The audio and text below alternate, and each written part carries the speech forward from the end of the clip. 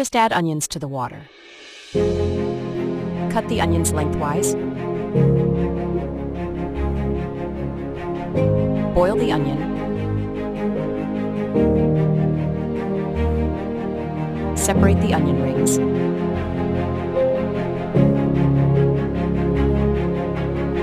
Finely chop an onion. Add minced meat, chopped parsley, rice, tomato paste, season to taste. Add honey and mix well. Fill the onion rings. Put stuffed onions in the saucepan. Season with salt. Prepare the sauce. Pour into the pan. Boil for 40 minutes.